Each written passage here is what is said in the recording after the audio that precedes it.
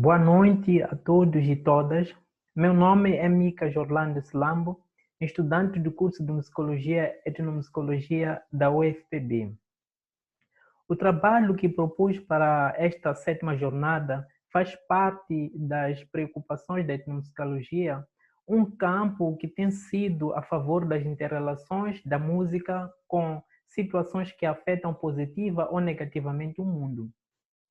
Assim, busco articular a música a conflitos, saúde, sustentabilidade, cura, corpo, através de situações concretas vivenciadas na África, em particular Moçambique.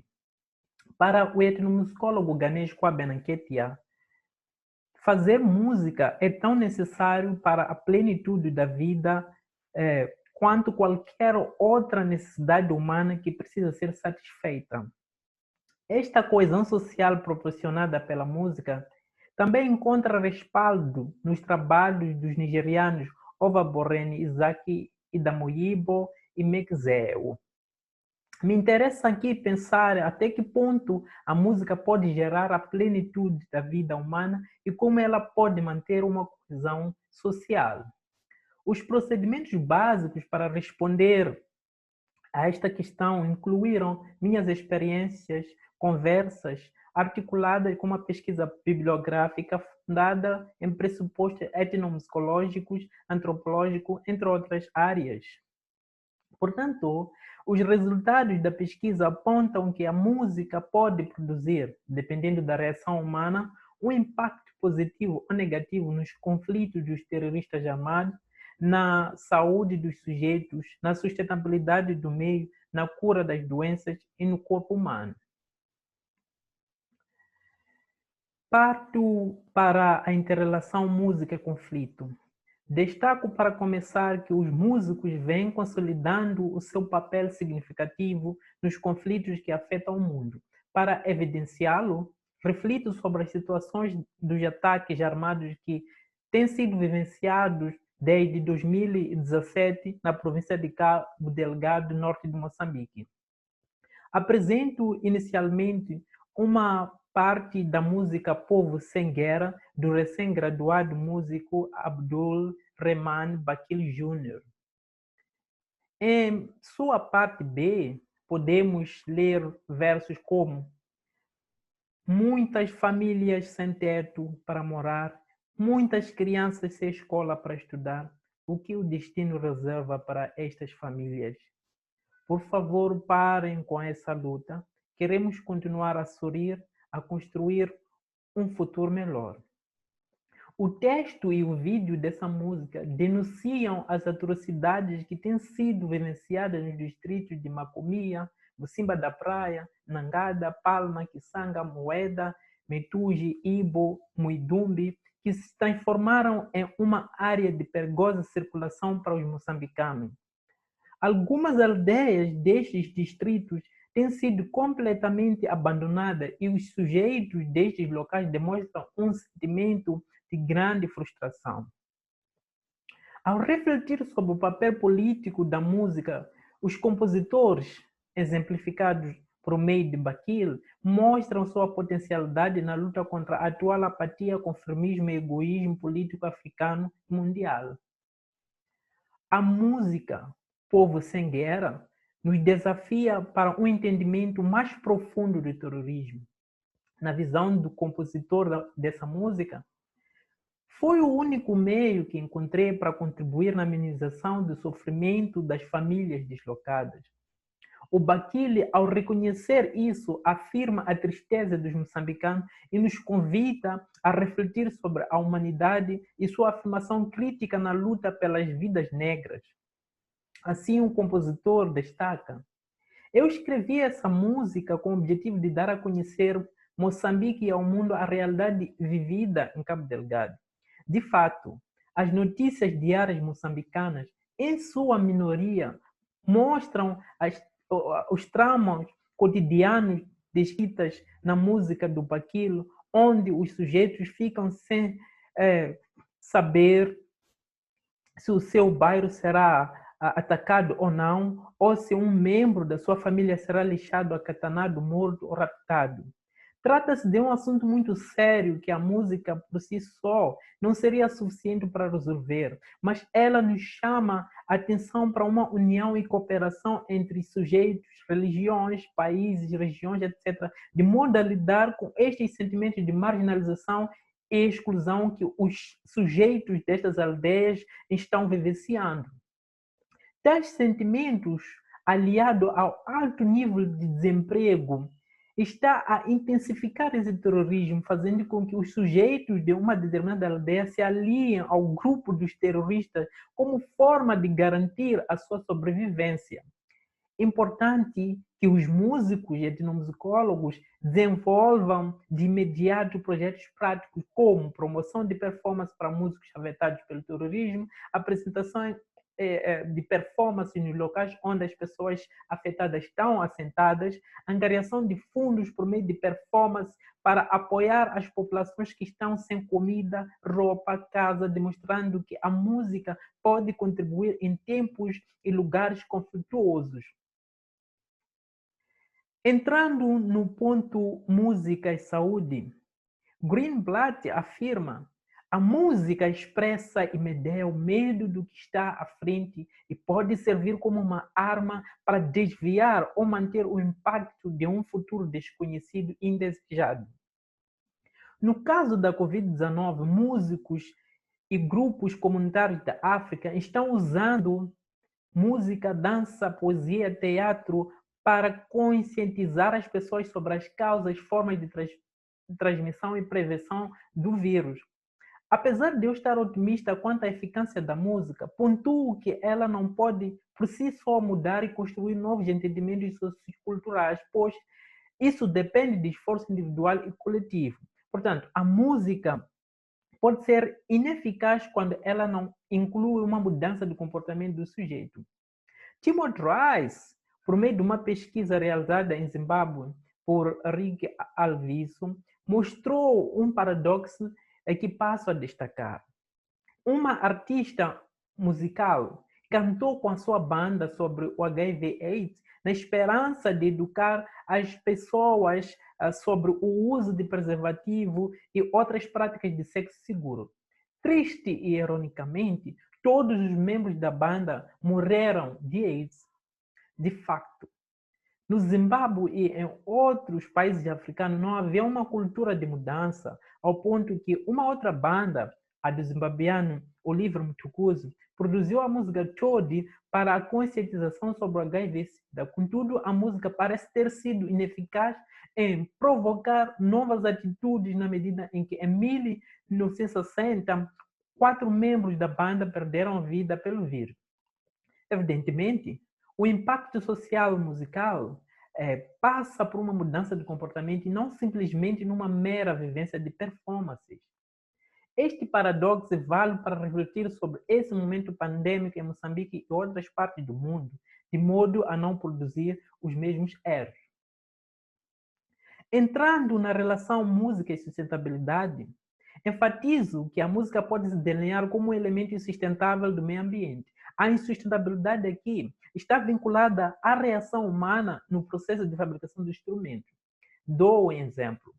O instrumento principal, mbila, plural timbira, utilizado no Festival Nsao, que acontece anualmente na expressão sociocultural dos Wachopes, pertencente à tribo Tsonga do sul de Moçambique, é fabricado basicamente por um ende, um tipo de madeira de alta ressonância, de crescimento lento, uma árvore rara e em extinção.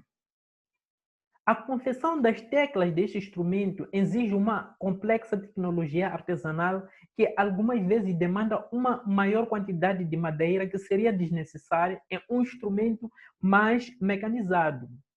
A extensão deste teste não me permite detalhar a fabricação, mas enfim, apesar da raridade desta espécie madeireira, as árvores do Mwenge são diariamente dizimadas para alimentar os festivais musicais do mundo. Mas então, até que ponto os fabricantes, músicos, pesquisadores desenvolvem projetos para a renovação desta espécie que é tão importante para a vida musical? Até onde sei, são poucos projetos, para não dizer nenhum. E ao agir assim, matamos silenciosamente, aos poucos, o timbre brilhante que a mbila e outros instrumentos musicais espalham pelo mundo. Essa temática tem sido explorada pelo etnomusicólogo Jeffrey Titon, destacando que devemos nos opor ao crescimento e desenvolvimento econômico e nos preocuparmos cuidadosamente com a sustentabilidade de qualquer tradição musical local ameaçada por mudanças e degradação ambiental. Portanto, devemos sugerir um mapeamento de espécies madeireiras em extinção e desenvolver políticas que ampliem o seu controle e renovação. Na relação música e cura que passa a debater, noto que a maioria das pessoas se envolve com a música, pois ela é de algum modo significativo, seja auditivamente, socialmente ou como parte de uma medicina alternativa. O sociólogo musicólogo britânico Simon Frita, ele destaca que a música pode promover relaxamento, aliviar a ansiedade e a dor, promover um comportamento apropriado em grupos vulneráveis e melhorar a qualidade da vida daqueles que estão além da ajuda médica. Esta colocação me leva a uma experiência pessoal. Durante a terceira classe do sistema de ensino moçambicano, fiquei hospitalizado por cerca de 6 meses no distrito de Namancha, mas as formas farmacêuticas e suas vias de administração parecem ter sido ineficazes para a cura da doença.